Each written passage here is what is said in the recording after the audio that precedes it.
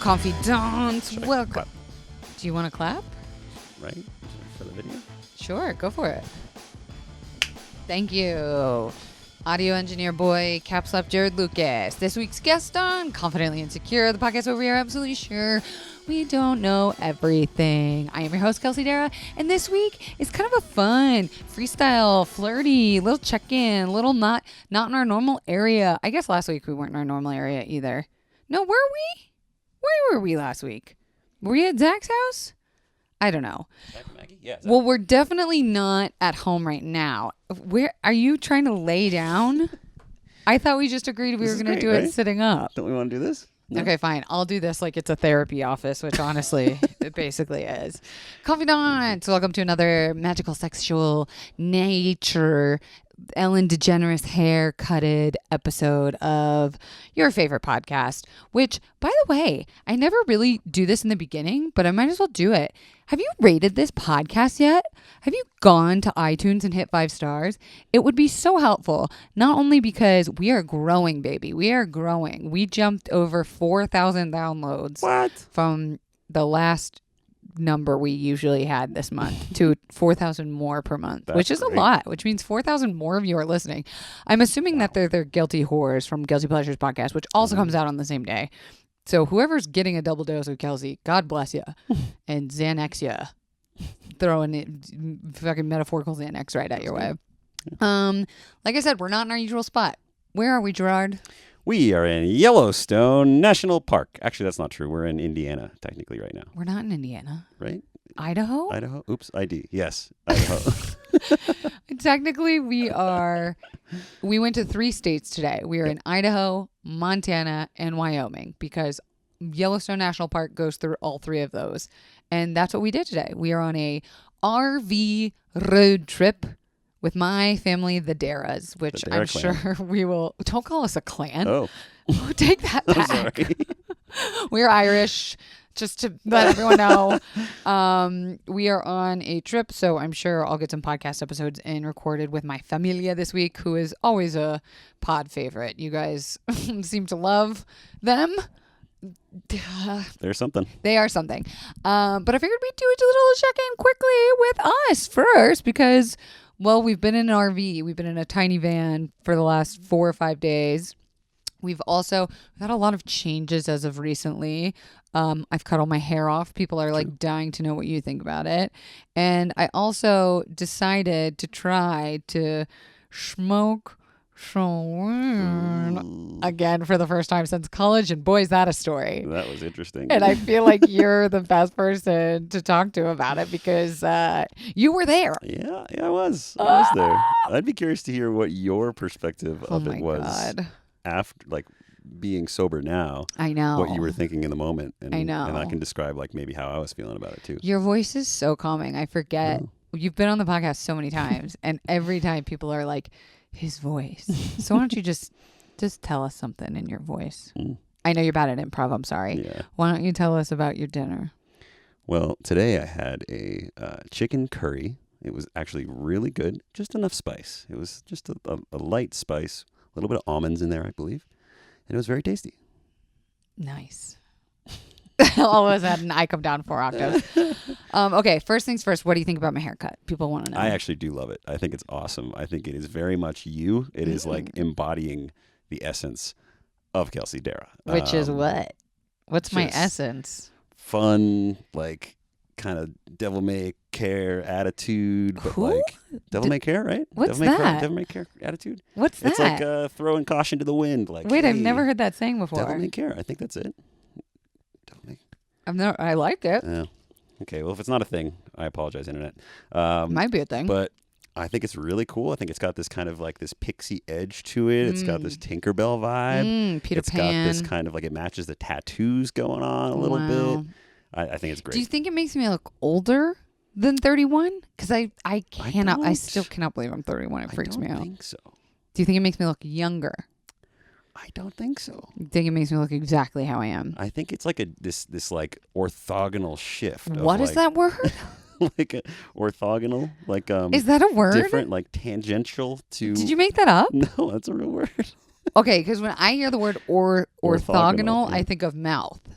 Because orthognathic is Oh. is what I had surgically wise. Oh. Orthogonal? I'm thinking like if we're on one path, right? This is something on like a parallel path. Like it's not this. It's not in the same category as age. Like I think your look gives you like a different feeling to you, but it doesn't necessarily affect the way you look age wise to me.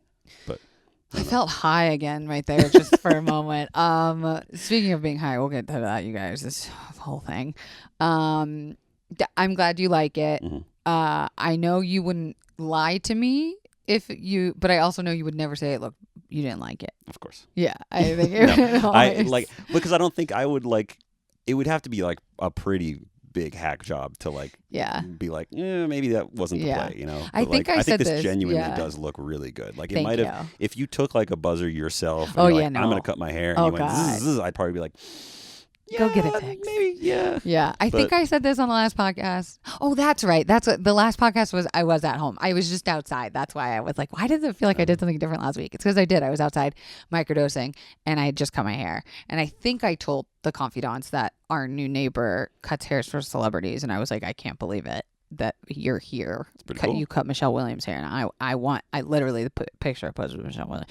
Anyways, so that's big change number one. Big change number two. How's it been being with my family in an RV? Well, it is definitely an adventure. It is a new surprise at every corner. I think I actually personally really enjoy it because I get to see the dynamics of all the darrahs and like how it evolves, seeing like the energies between people and like when somebody snaps or here or there, then it's like, oh, what caused that? And then it's like, oh, you can see, and it drills in and it lets me learn more about you. That really was cool. something I thought was super interesting.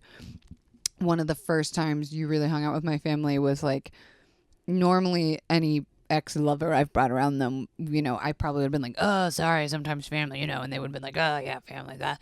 But you were like so curious about the psychology of it and like genuinely, like you said, learning more about why I am the way I am, which I think helps us communicate better because you are able to identify a lot of things that like where they come from. Yes, because it's right in your face. Yep. You're sharing a bathroom with it. Yeah, it's very much a learning experience every time in the group, and at least if you look at it that way, you know, you could look at it in like I'm like miserable or something, and then you'll be miserable. But like it's all about your perspective. But I think with this, it's just really interesting seeing the kind of like archetypes that everybody in your family plays, and then how that adds up to who you are and your specific quirks. So like even just like it was really interesting like like specifically with why does if I pose the question, why does Kelsey have to plan things right in my own head? Oh my and God. that answer is very, very so clear. Very clear when I see the Dada Darragh and Mama Darragh and the kind of dynamic going on there. So I think your dad is very concerned with physical directions and locations and roads and like getting from one place to another. And your mom is very much like, I need to know what to do. And so you being the like growing up and being like, well, I got to kind of satisfy this. Like these are needs that my family is having. So like if I'm here and I can provide this service of like planning things out, it'll make things go smoother. And so you do that and you do it really well. And too well. I was when thinking when you don't do it, then it's like you get like anxiety about it, or you have to like you feel it's like an this anger. kind of, when the road thing happened, I was driving us all home and we got put on a road that was a Google Maps way versus an Apple Maps way, and one was taking us to one location, one was taking us to another. They were all ultimately going to the same place, but one place was going to take longer, and I was on the longer route, and I was like, it doesn't matter. We're going to end up at the same place anyway. Like, it doesn't matter. Like, just keep going. It's night. I can't see. Like, it doesn't matter. Just keep going. And my dad wanted us to turn around. And then Jared was like backing him up being like, it's a shorter route if we go the other way. And so that to me, the frustration I felt was lack of control of the situation. Not like I need to be right. Like, I don't care about that. Right. It's the like, now I no longer have the like the driving of the car, even though I was literally driving the car. Right. I thought that was really interesting, but I just think it's like a good framework for anyone that has like significant others or dating someone new or whatever, to being around other people's families, to approach it from the way that you've done a really good job, which is like curiosity. Yeah. Rather than like assuming everything's going to be awful all the time. Right. I will say my family is very fun. We do like to do a lot of crazy things and weird things. And I think I would want to travel with my family. I have a very hard time saying that about anybody else's family. You know, like my sister and I were talking about that. And I was like, would you ever go on this kind of trip with anybody else, like anybody else's family, like all the boyfriends you had? And she was like, fuck no. And I was like, I know. Is that just selfish, or do we like just know how to handle this? And I think like you're learning how to handle it. And yeah, I mean, I look at it as a really fun learning experience and like experiment. Yeah, well, experiment, like experience, like like it's something that's like, yeah, it's just like it's a treat. I get to learn a little more about you.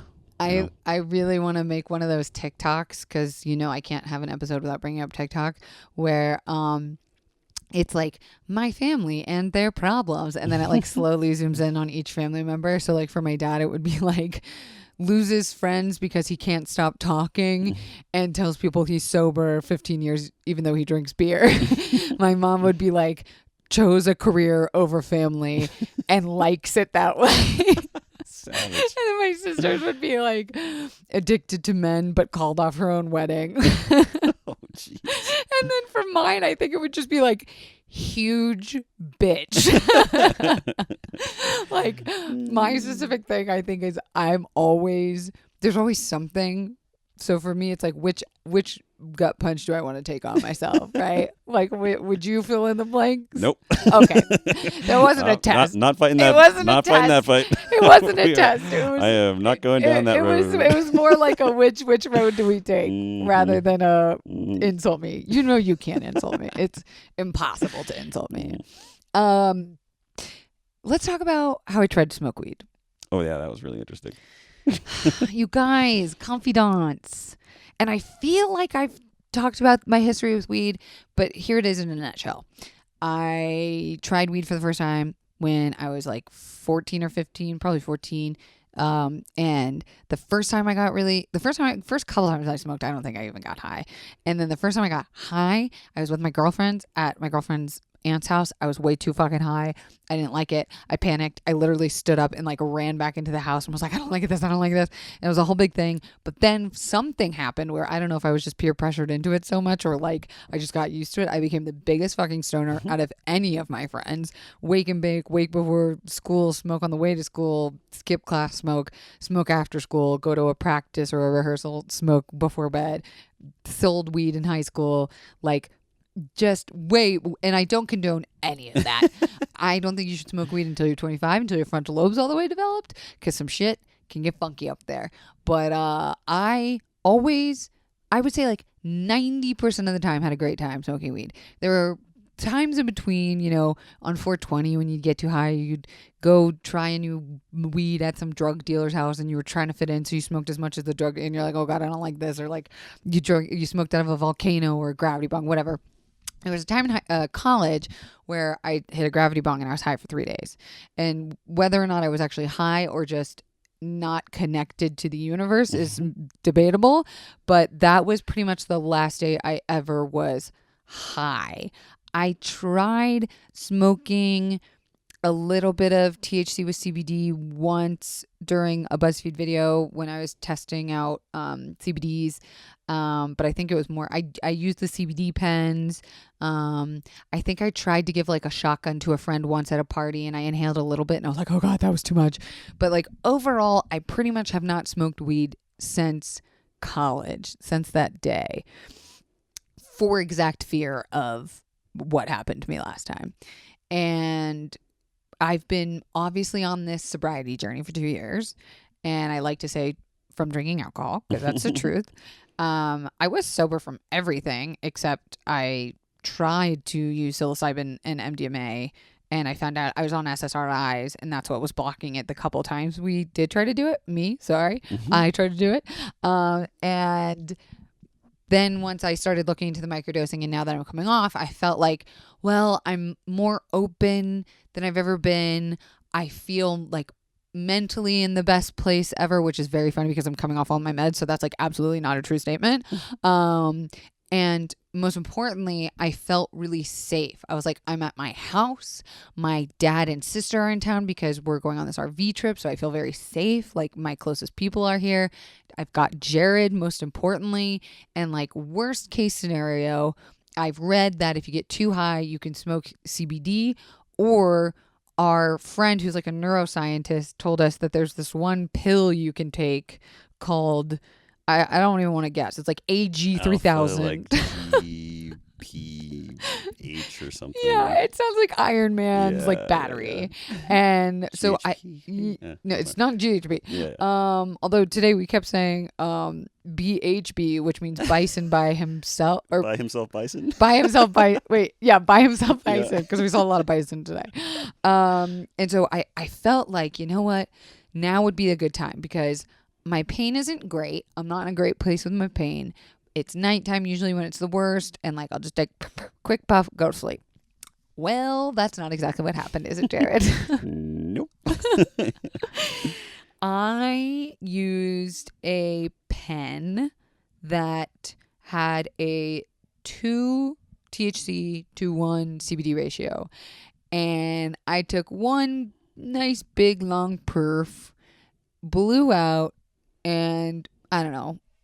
We were watching the Great British Bake Off. Something like that. I told Jared, I was like, let's put on Great something British funny Baking Show. and like calm. And I think probably like 45 seconds to a minute in, I was just like, oh, I'm really nervous about this. Like, I'm just like nervous. Like I'm waiting for something to happen. And Jared's like, oh, it's okay. Like, it's fine. You're fine. And once I said that, and I knew when like you said that, I was like, this is gonna be a long night. Because like I knew it. The moment you came over being like, I don't know, I'm just a little nervous. I'm like, oh, you mean once I stood up and said, no, feel my heartbeat or whatever? No, like when you like literally curled into me saying you were gonna be like, you were a little nervous. I was like, yeah, I think this is gonna be a thing. So truly, you guys, I don't know if I went from completely sober to a little high. There's no way I wasn't a little bit. You were definitely high. But I remember that you were feeling. Definitely having a panic I attack. was definitely. And you guys, since the book came out, I haven't really had a FBP, a full blown panty. Yep. Since I think the last time I flew and had a FBP, a full blown panty. Panini. Which was 2019. I think was the last time I had a full blown panini. And so this was doubled with the feeling of like just being a little bit high. And immediately I felt that feeling like in the front of your face where everything feels very, and I don't know if this is the word, ocular. Interesting. It feels very like in your eyes, like things feel dense in your eyesight. Wow. And your face, everything feels frontal in your face. Do you remember this about being high? Because you also don't smoke THC anymore. No. Yeah. I do remember like smoking and then being very disconnected from like my body. I think it was like just a very like kind of zoomed out feeling. Oh man. And this was an indica, I think, right? Actually, I don't know what was in the pen. I should have looked that up. Yeah. It said relax. Like no, I think this was the relief? pain one. This was the relief one.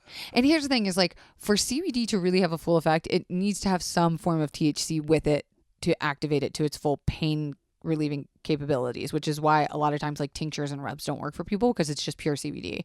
You do need that little bit of THC to activate it. So I've always smoked CBD or had like a CBD to THC ratio. I've never had it flip the other way where it was more and again, this was full blown panini attack. Although you did say during it that at least you weren't really feeling the pain. Oh though, yes, remember? Yes. I was like, well, I haven't thought about my pain for 20 minutes at least because I've been having a full blown panic attack. Yep, there was no awareness of it. Yeah. So I remember that feeling came, and I was trying to watch Great British Bake Off, and I was like, this is not gonna happen. And I just remember feeling my heartbeat, which propelled me back to high school. Those times where you're like, is my heart beating too fast? Why is it beating how do we breathe? How do lungs work? What is life? Are we organisms? Are we chemicals? And I remember I like stood up and went over to your side of the bed and was like, feel my heartbeat. You grabbed me and like put my head against your chest or something. I literally like grabbed your hand and put it on my heart, and you immediately were like, yeah, I think you're having a panic. Like, I think you're having a little bit of panic attack. And I was like, because you could Did I feel. say that? I think I said your heartbeat was going a little bit. I think you were like, yeah, I think you're being a little panicky. I think you're having a little anxiety. I think you're having a little panic. Did I say panic? I don't think I would have said panic while you're having a panic attack. I don't think that would have been. I think maybe you said panicky. Oh. I don't know. So then things went not exact. So when I used to get high, I never used to have to poop. That wasn't like a thing that happened. Panic attacks, I've always had to shit my brains out after a panic attack. It's like that adrenaline rush, and then my body's just like. This was like a combination of like high and needing to shit. And we had not really eaten the best the last couple days because my family was in town, so we were eating kind of bougie. And I just remember being like, I need to poop right now, and I can't be alone, so I need you to come into the bathroom with me and like hold my hand and like be with me. I was just getting led across the hallway into the bathroom, back into the bathroom again, and back. And just like remember I could not have you. I was like a big teddy bear. It's just like, you're just taking me along. Like, okay, here we go. I was literally like dragging you back and forth from our bed. I'm just sitting there. Okay. How you doing? You did so good. I remember thinking that like you did so good because you weren't trying to fix it. Nope. And you weren't trying to not be there. Because the worst is like when it's like, just tell me what to do. And I'm like, I don't fucking know what I need you to do. I need you to know what to do. Yep. And so it was I'm going to even do it. The chef's kiss. There it is. She's balance. The chef's kiss. I know. That's a Jared thing. Yep. It was the perfect balance of you knowing exactly when to like chime in. You weren't like, why don't you do this? Or why don't you do that? Mm-hmm. And I said something on the Facebook Live that I did with Katie Morton last week that like was a mind blower that I realized I don't think I've ever really differentiated like in any of my work, like even the book or any of the videos I've done, that there's a difference between like coping skills and distraction. And distraction isn't a coping skill. It's its own thing. Like sometimes you don't need to be using a coping skill. Sometimes you don't need to be going into your like breathing into the trauma inward into your body. Sometimes you need to be distracted. And so I was like, oh my God, that's exactly what I needed. Because I remember at one point of the panic attack, I was like holding on to you and I was just like, I'm just so fucking mad that all of the tools I've learned aren't working right now. And I just wanted it to like not be that way. Yeah. And what ended up working the best was when I got my iPad out, we like laid back in bed and I had my own book. I was reading my own book through the panic attack chapter. Yep. And I was drawing on the iPad. Yep. And I don't remember anything about what I was drawing because I also then took 2 kolonkadonks, as I like to call them, but they're Klonopins. As soon as I felt that I knew a panic attack was happening, I was like, I'm taking 2 Klonopin. I'm not going to try. I did take a hit of CBD and then I was like, I'm not going to try the Ironman battery 3000 pill. Yeah, whatever that was. Yeah. If anyone knows what we're talking about, please let us know in the comments. Instead, I was like, I'm just going to knock myself out. And so I took 2 kolonkadonks. And I remember I kept thinking I had to throw up. I remember being so nauseous and being like, as long as you keep this down. And I pooped 2 more times. Every time I went to go lay down, I was like, I don't want to be laying down. And I was like, but I also don't want to be standing up. Like nothing felt like it was the right thing to be doing. Yep. And so I just had to wait till this Klonopin kicked in, distract myself, just keep doing something until I knew the Klonkadonks were kicking in. And so I like propped my pillows up enough to be sitting up. We put on, I think it was still Great British Bake Off, right? Yeah. Yeah. I felt like there was no better. I don't think we would have changed that. No. I wouldn't have been like, babe, you know what you need right now? Let me put on some Rick and Morty and I would like, freak out. No. I think it was just for British Bake Off, yeah. And then I had the Procreate app open and I was just drawing. The doodling. Yeah, writing words. I remember I took the calligraphy pen out. Oh, fun. And I was like writing words. And then the next thing I know, I just slowly put the pen down and just... Yep. And I was like, Yep. because she was sitting up. She had like a little pillow Yeah. thing that was like supporting her back. So she was kind of sitting up a little bit. So I'm just sitting there. I'm kind of like, every once in a while, I'm kind of looking over and I see her eyes are closed. I'm like, almost in the clear. And I'm like, I'm not going to risk it. So I just literally left the TV on, left the lights on, just kept watching British baking show and just, I gave it like a solid 5 or 10 minutes while your eyes were closed still to be like, okay. And I like slowly turned the TV off. I was like, oh. And she was still asleep. I'm like, okay. And then I was like, how do I turn off these lights? Because we have Alexa, which is like, we just say Alexa Voice turn off activated. bedroom. And it's just like, it goes off. But otherwise you it's have to on like your get Alexa. up. You have the Alexa on your phone where I have like a separate Alexa for my downstairs. So I didn't have access to her because her phone's on the other side of the bed too. So I would have to get up out of bed. You weren't risking so I'm waking weighing me all up. these options. I'm like, I could either get out of bed, get onto her phone, and then go into the Alexa, turn off. No. I could try to sign into her Alexa. I gave it a shot. I tried like 3 different passwords. It just didn't pan out. And so I'm like, all right, we're gonna do it. I just go, Alexa, turn off bedroom. Look, and I just look. Lights go off. She doesn't move. I'm like, yes. And then I remember at one point I realized I'm asleep. I'm okay. I'm back to bed. Yep. And I just remember pulling the like pillow out from behind me and being like, and then immediately falling horizontal and being like, yep. I got a little worried when you did that, but then I was like, okay.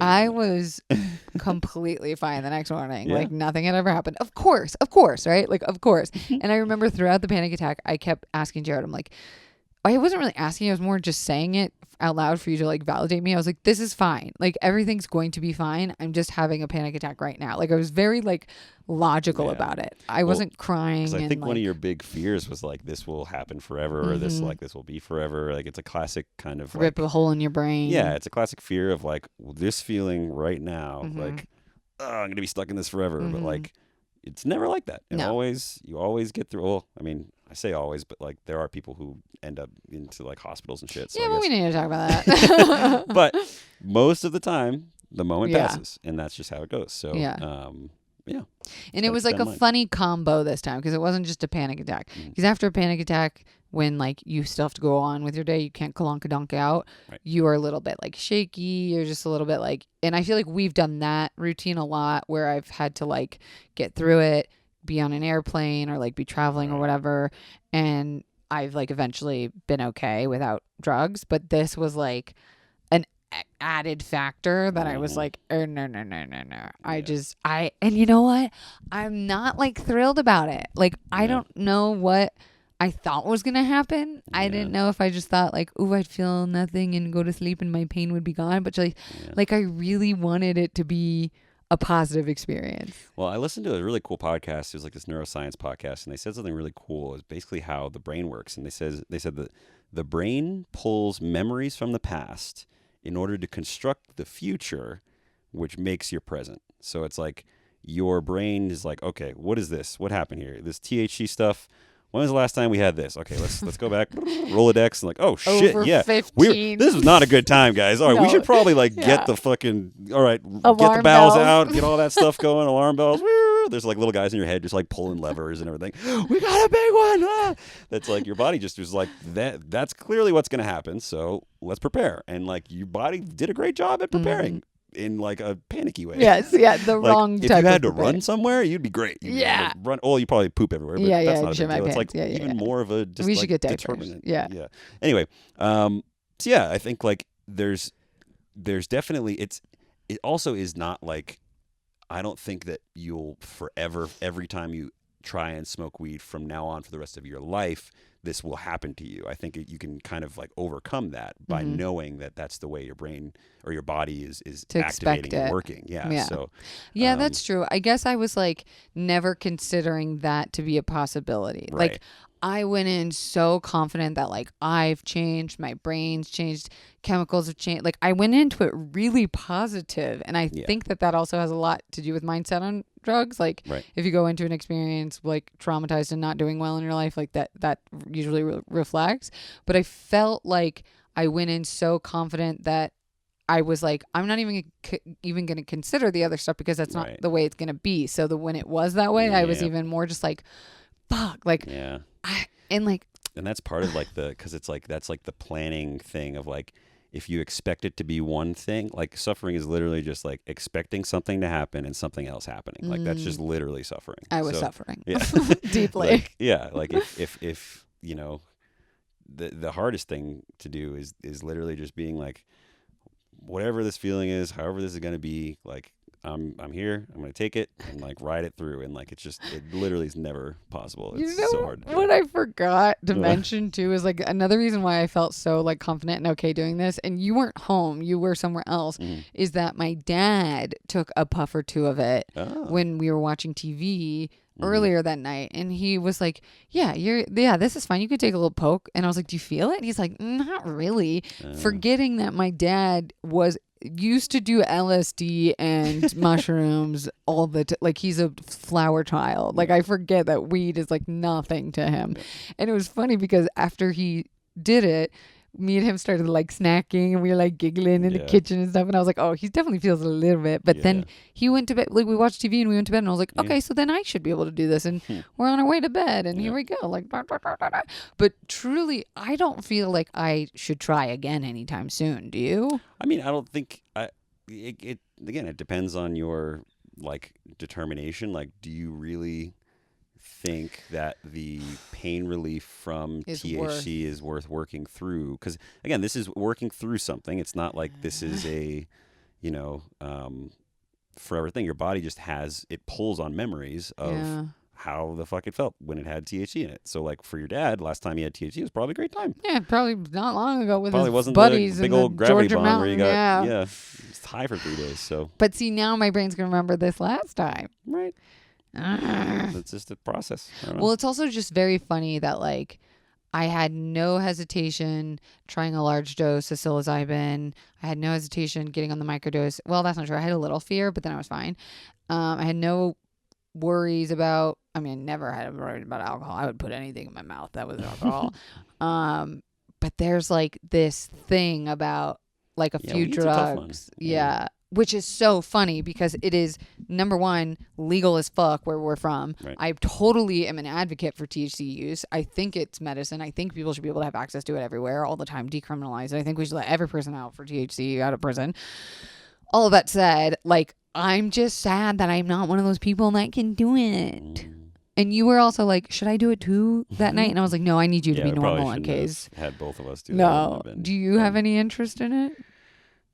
Like, I don't have the only interest would be like I'm curious about it. Like, I want to see if my body would take it. Genuinely feel like you would be like, yeah, no, I don't really, like, even if you didn't like it, you'd be like, I don't really like this. And then you'd be fine. Not great. But, yeah. Well, because I don't think I've ever had a really good weed experience. I think like almost every time I've ever smoked weed, it's always been like, oh, let me try again. Last time it was a little fluke, and then like smoke again. I'm like, well, I still don't like this. I'm going to bed. Yeah. Like I kind of just like, as soon as I smoke weed, I want to curl up in a ball and go to bed. And like, and just not in a good way. Not in a good way. Like, not in like I want to be away. No, it's like I want to get away from whatever this is. Like, especially social situations. Oh, like God, yeah. the only times it was like college, and like you go into a room and it's like a party. You just take a little puff or something. Like it's literally just passing a joint. I'm like, okay, I'll just take a little puff, right?